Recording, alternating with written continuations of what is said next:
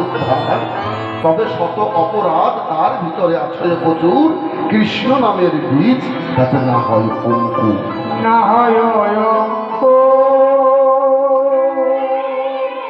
দেখো আজকে হরিনামের আসরে এসেছ, বসে আছো কষ্ট করে, তাপে বসে আছো, এটা এক জন্মের ফসল নয় মা।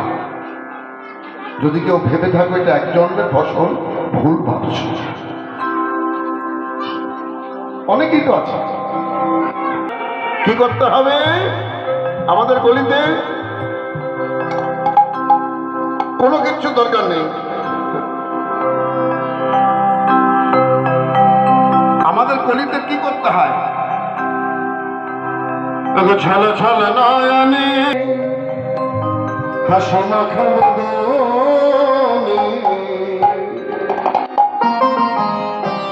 আনন্দ কাননে ঘন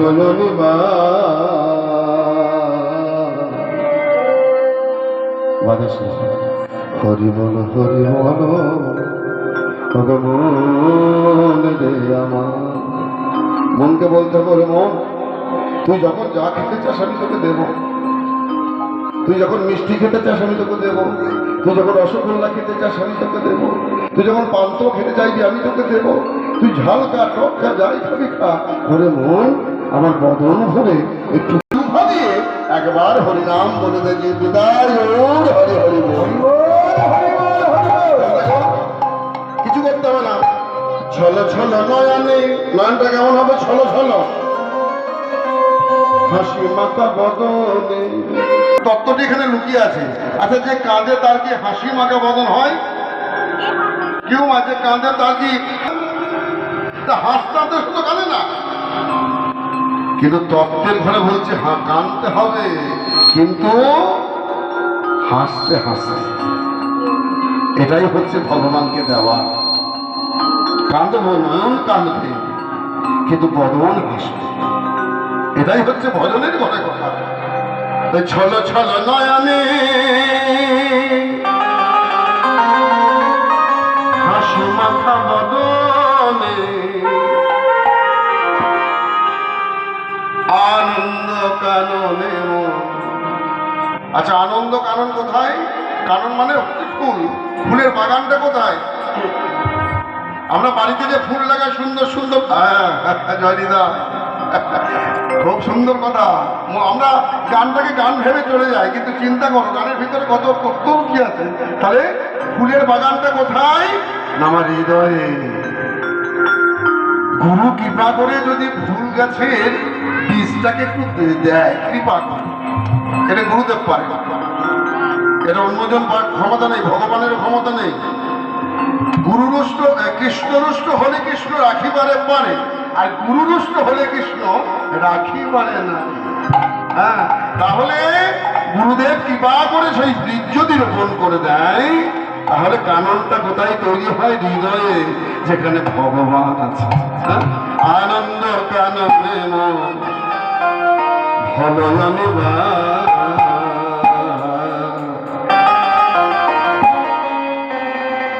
হরি বল হরি বল মন রে আমার, হরি বল হরি বল মন রে আমার।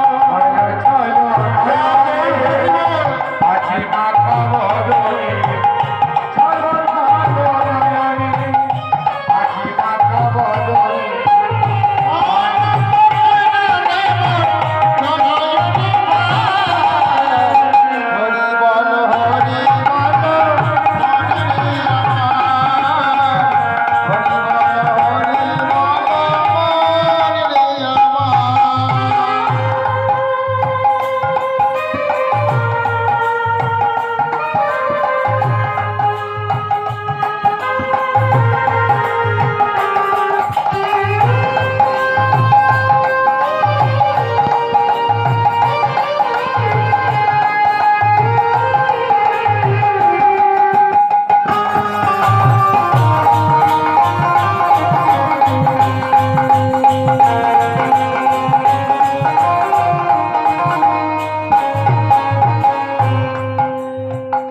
আচ্ছা বাবা, আস্তে ধীরে বাবা, একটু ধীরে ধীরে। আচ্ছা, এই যে তোমরা হরি নামে তালি দিচ্ছ, সবাই দিচ্ছ তো? সবাই দিচ্ছ না? হ্যাঁ, সবাই দাও। হ্যাঁ, তো দেখো, এই যে হরিনামে তালি দিচ্ছ, হরিনাম ছাড়া গতি আছে? কেন টাকা পয়সা তো হবে না? বাড়ি গাড়িতে হবে না? হবে না? গতি নাই হরিনাম ছাড়া? বলে কি করে গতি হবে?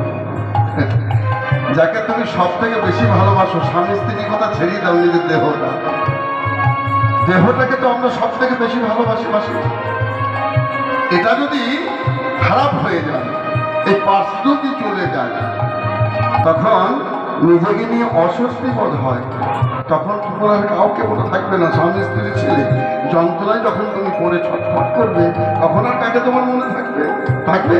কাউকে মনে থাকবে না। কিসের অহংকার? টাকার অহংকার। আজকে আমার আছে, কাল আমার ছেলে হবে নেই। বাড়ির অহংকার। যে বাড়িটার সামনে দাঁড়িয়ে আছে, বাড়িটার যে মালিক, সেই সারা জীবন থাকবে? থাকবে না, চলে যাবে। আমি সারা জীবন কিন্তু চাইব না। এখানকার জিনিস এখানে কৃপা করে দিয়েছে, আবার এখানেই বুঝিয়ে দিয়ে চলে যেতে হবে। এছাড়া কোনো উপায় নেই, কোনো উপায় নেই। হ্যাঁ, গতি নাই, গতি নাই, এই হরি নাম ছাড়ব।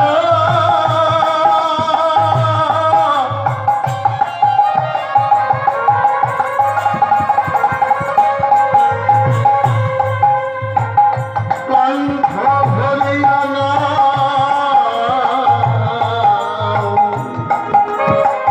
হইয়াত মহারাজ। তোমার গতি নাই, গতি নাই এই হরিনাম ছাড়া।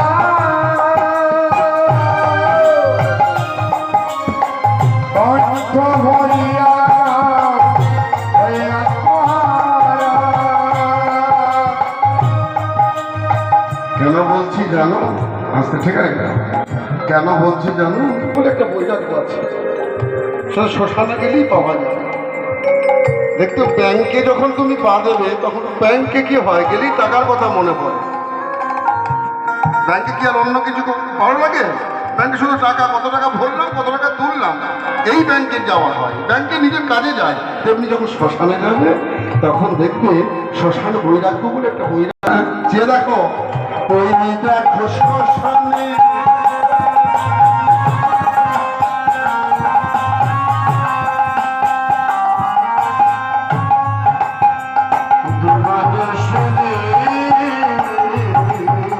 ওই দেখো শাখারি বাড়ি চিনি। ওই দেখো শ্মশানে মনে করছে মানবের যত অহংকার। হরি বল হরি বল।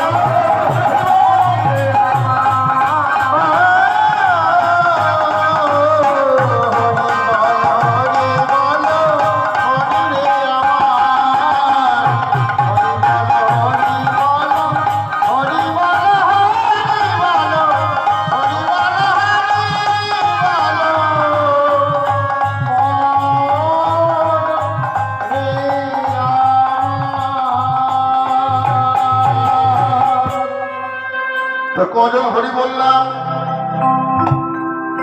যে কজন বললাম তাদেরকে তোমরা ঠাট্টা করে, বিদ্রুপ করে, রহস্য করে জীবনটা কাটিয়ে দিলাম। হ্যাঁ, নিতাই চাঁদকে বললো, এই বাঙালির দলকে তুই ভালো করে চেনেন।